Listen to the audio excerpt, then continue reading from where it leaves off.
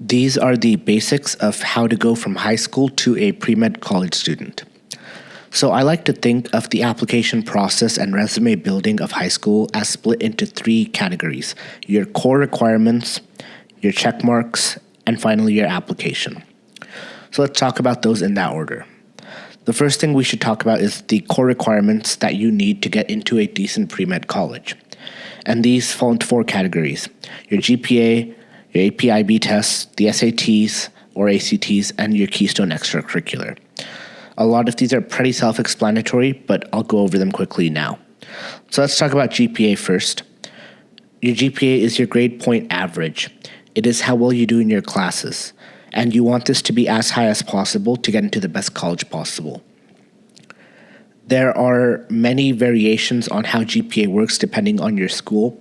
For example, the school I went to provided me with a weighted and an unweighted GPA. The weighted one was out of 4 points, and it just depended on how many A's I got, whereas the unweighted one was out of 6 points and depended on my actual grade point average and how many honors classes I took. I only mention this as an example. It varies so much across schools, but colleges are often good at taking this information and translating it into some common calculation. I'd rather focus on the stuff we can do to improve our GPA. So I have those listed here. And again, it falls into three major categories. The first one is improving your study skills. You'll notice there's no actual information out here, and that's because it's simply impossible for me to talk about covering study skills in its entirety in this video. But I do have several modules in the description about that. The next one is fostering healthy habits, and these fall into exercise, sleep, and diet. Again, I have further explanations of this in other videos. This is just a complete overview of everything that we can do, but these are really important to lock in as soon as possible. And finally, assuming your school works like most schools, it's important to register for honors, AP, or IB classes. The reason is these classes are often graded on a different scale as compared to regular or on-level classes, and not having that extra point puts you at a severe disadvantage for applications. So now let's talk about AP and IB tests. These are exams given by the National Board of Colleges, or College Board as it's otherwise called, to assess your understanding of AP and IB content. These are good because they're a good standardization of the AP and IB content you might take, so colleges look at them favorably. A good GPA will almost always lead to a high AP and IB test score. The reason being, if you had a high GPA, that means you understood the content, meaning you'll do well on the tests. Now let's talk about the SAT and ACT. These are not so correlative with your GPA just because they test questions in a very specific way. Therefore, the way to attack this is through these 3 points I have up here, which are tutoring, proper practice, and resources. So let's talk about those briefly. Tutoring involves essentially having somebody help you look through your mistakes and better understand what examiners are trying to ask. It's not really for content, because most of the content on this exam is covered well in advance, especially if you're taking AP/IB classes before you actually take the exam. Now, the next one is proper practice. What do I mean by this?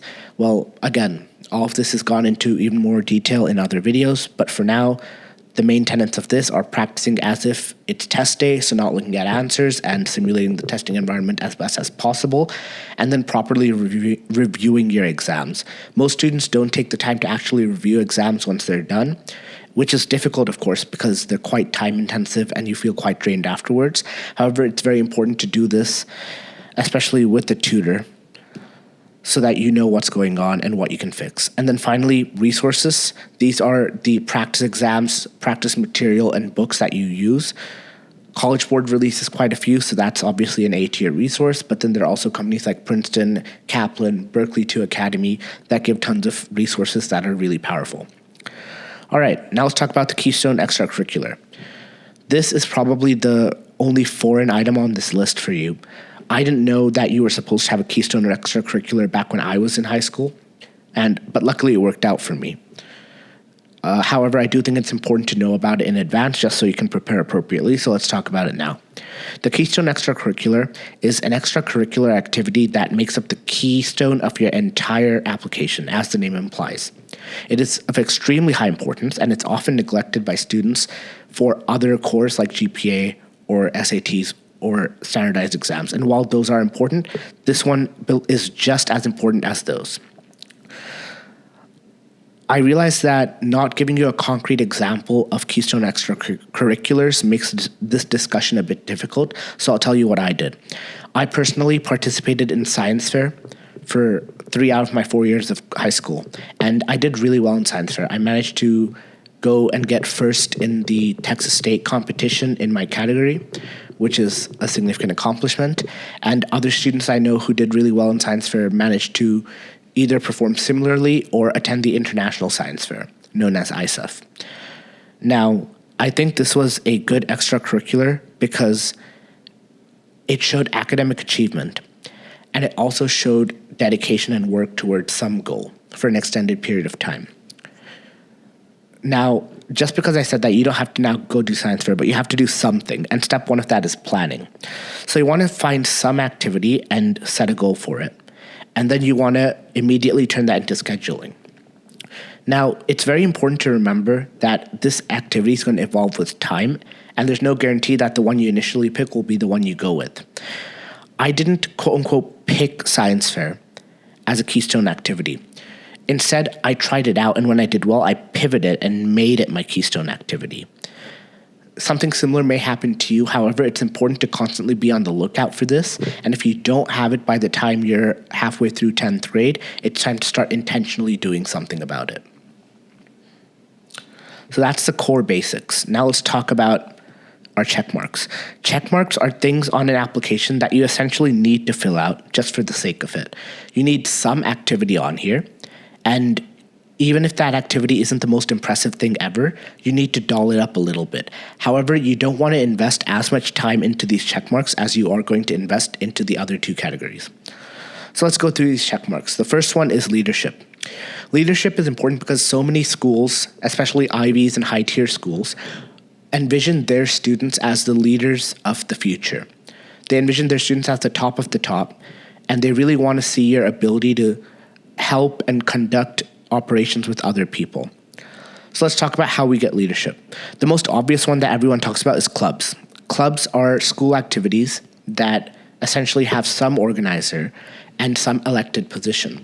These are powerful because you can't just fake your way to it. You actually do need to be elected, and depending on the club, that might be a fairly impressive endeavor. For example, being the president of a 3-person club doesn't really mean much, but being the president of a 200-person organization is quite impressive. That being said, being the president of a 3-member club is still more impressive than doing absolutely nothing with your time, so you have to pick and choose your battles. Now, clubs are often difficult to get into because they have such a high number of people trying for the leadership position. And if that doesn't work, you have 2 other options. The first one is to find something in your local community. This is often more impressive than clubs if you do it right, just because it shows an extra level of activity and engagement. So local community activities include things like starting volunteering organizations, starting various campaigns or fundraising organizations, going to your native community if you are from an immigrant background and helping out people there. These activities are often favored by colleges. And then finally, we're in the online age, so online is also a really popular way to get leadership. This is very similar to local community, it's just with a wider spread. So if you can start a community online, if you can start some sort of tutoring service or anything along that branch and get people underneath your leadership and show that to colleges, it looks really good. Now let's talk about research. Now, I do want to re-emphasize that this is a list for pre-medical students. Obviously, you don't need a ton of research if you're going into some other field, but for pre-meds, research interest is often looked upon favorably. So let's talk about how we get research. The best way, and this is going to become a recurring theme in the future, is friends and family. You want to abuse nepotism as much as you can. And it's not unfair inherently. Everyone has advantages, and you'd be wise to take advantage of what you do have.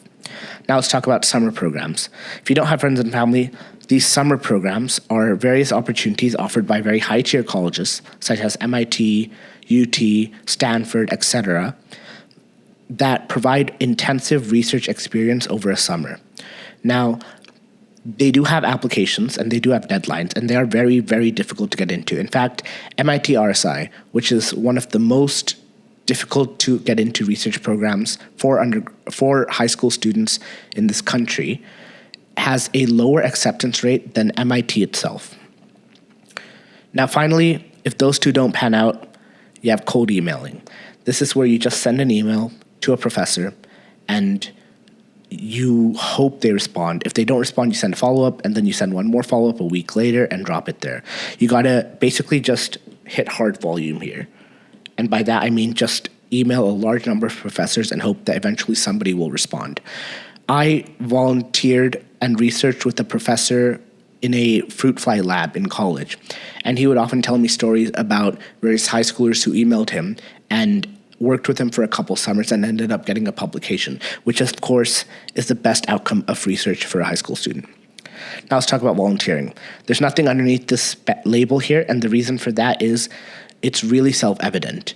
Volunteers are in need everywhere. If you Google volunteering opportunities, you'll find millions in your area.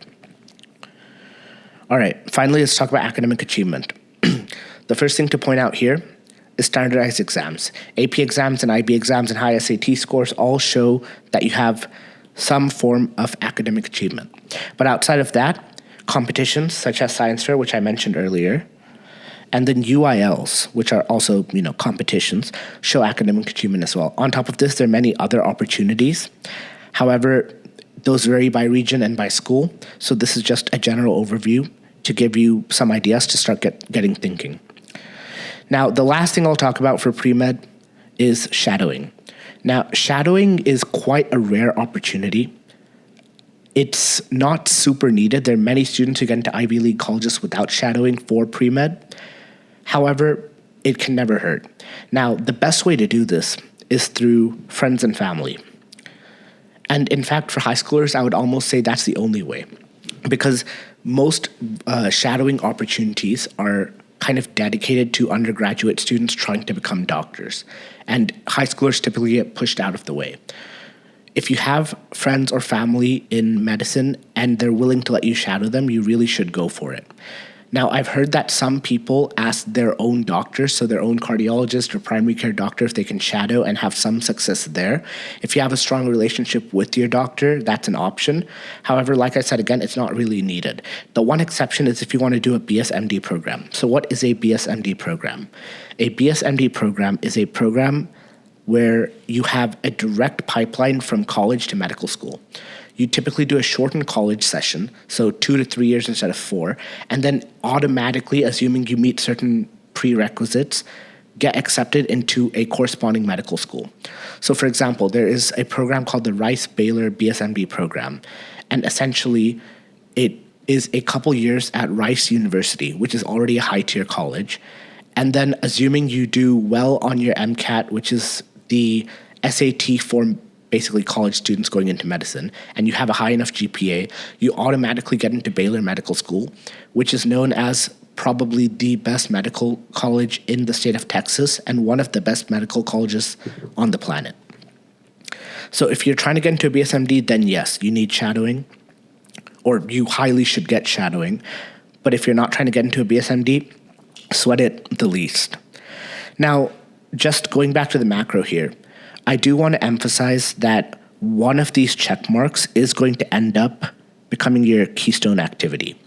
So you really want to emphasize that check mark and work on it and really speak about it in your essays. However, you don't want to invest that much effort into all your other check marks just because you simply won't have the time. Pick one that you really personally enjoy and are good at and just run with it. And for the rest, just try to fill them out in one way or the other. Now, the last thing to talk about is the actual application. This is again split into 3 subdivisions: your letters of recommendation, your essays, and demonstrated interest. Letters of recommendation are not as self-evident as you may believe. Yes, of course, you have to get recommendation letters from your teacher, and specifically which letters you need end up varying per the colleges you're applying to. For example, Harvard has certain requirements, while Stanford has slightly different requirements. So you have to do your research here and figure out who you need to ask. You want to do this in advance as much as possible so you're not left for a last-minute scramble. Now, there are two other points here which I wasn't aware of back when I was a student, and I therefore missed out on some of these benefits. So I'm making this video in hopes that you who's watching this will be able to take advantage of these last 2 points. The guidance counselor recommendation. This is something that students pretty much automatically get in most colleges or most high schools. It is a letter from your guidance counselor talking about the fact that you are a normal and good person and you are active and willing and able to succeed. Now, despite that, it isn't always going to be great, especially if you've had negative interactions with your guidance counselor. So please always maintain a respectful tone and a good relationship with your guidance counselor, even if they do end up being useless or they end up doing more harm than good for your high school career. And now finally, I have this EC here. Let's talk about what that is. Some schools offer a recommendation or a commendation. They only offer this to 1 or 2 students per year, and it's a very, very strong mark on your application because it essentially shows that the school is willing to recommend you over all the other students in your grade. Now, there is a application process for this, and it varies per school, and some schools may not have it. However, this is never advertised. This is something that you need to go out and look for on your school's website or maybe talk to your counselor about. And you need to work towards it because it can really boost your application. Now let's talk about essays. Now you'll see Keystone EC here. That is because, as I said before, your Keystone extracurricular is going to make up the bulk of your main essay. Now that's all well and good. Let's talk about prompt selection as well. Prompt selection is the idea of choosing your essay prompt strategically. So depending on the colleges you apply to, you'll have a variety of essay prompts to choose from. Common App has several prompts and applies to several colleges across the country. One of those prompts allows you to basically write about whatever you want. Now, other application systems such as Apply Texas and MIT's application and the UC system's application are not as nice. They have specific prompts. So ideally, you want to write one really good essay that can fit all the different application services you're using. All this means is you have to decide on your common prompt in advance and be strategic about how you write it. And then finally, we have supplementals. These supplementals are strongly impacted by your check marks here. You'll have a supplemental about research. You'll have potentially a supplemental about leadership. And then you'll definitely have some supplemental about volunteering. These others may or may not be able to be used in supplemental, but it's good to have them. All right, we're almost done. Let's finish off by talking about demonstrated interest. This, again, is a slept-on feature of your application. It's the idea that if you show you're interested in the school, you're more likely to get in. Most students don't know this, but from my experience, it has been the case that students who've been more interested and more active in the schools they want to get into end up getting into those schools. So how do you demonstrate interest? The first thing you can do is attend tours. This is probably the best thing you can do. And if you're doubtful about the impact of this on your application, understand that there's a reason why colleges take attendance at tours. They want to know who's showing up, and they want to know who's willing to make the effort to go on a trip all the way to wherever they're located, because it's more likely that these students will then accept their offer and attend their school. The other way to demonstrate interest is online sessions. Obviously, this is going to be weaker just because the friction to attending an online session is far less than the friction of actually going to a tour. However, something's better than nothing, and especially in this post-COVID age, this is becoming an option that's more and more alluring for schools since it's also less resources on their end. Ideally, you want to do both. However, you should do what you can and really make sure you attend tours for the number one college in your mind. So that is an overview of the entire application system for high school to college. In the future, I'll go into more details and more in-depth explanations for each of these different areas. However, I hope this was a good overview of the different things you have to keep in mind while going through high school.